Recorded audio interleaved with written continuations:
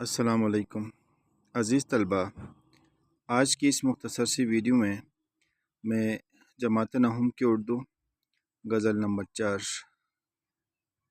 دل ناداں تجھے ہوا کیا، اس سے غزل کا شعر نمبر 3 اور شعر نمبر 4 کا مفہوم اور تشریح کروں گا۔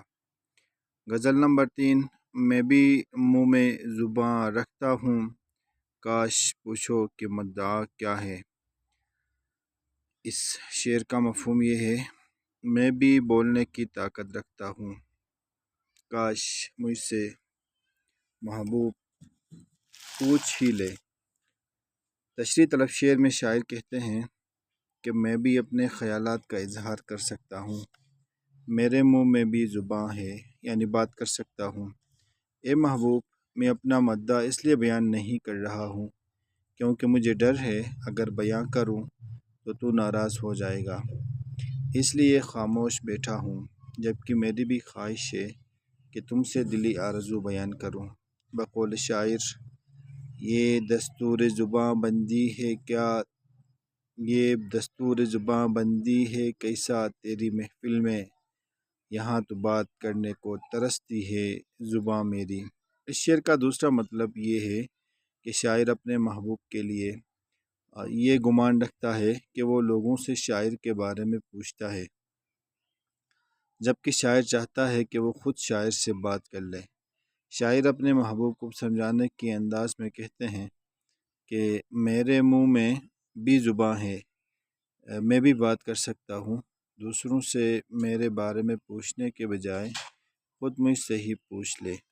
بقول شاعر، غیروں سے کہا تم نے، غیروں سے سنا ہم نے، کچھ ہم سے کہا ہوتا، کچھ ہم سے سنا ہوتا۔ شعر نمبر 4، ہم کو ان سے وفا کی ہے امید، جو نہیں جانتے وفا کیا ہے۔ اس شعر کا مفہوم، ہم ان سے وفا کی امید رکھتے ہیں جنہیں یہ بھی پتہ نہیں کہ وفا کیا ہے۔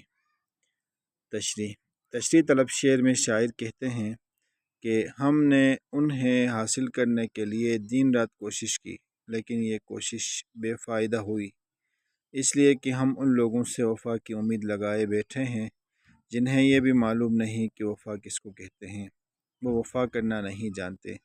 شاعر کہتے ہیں کہ ہم اپنے محبوب سے وفا کی توقع تو کرتے ہیں، لیکن ساتھ ہی اپنی اس نادانی پر کف افسوس بھی کرتے ہیں کہ ہم کتنے ناداں ہیں کہ ایک ایسے جفاکار اور ستمگر سے وفا کی امید کرتے ہیں۔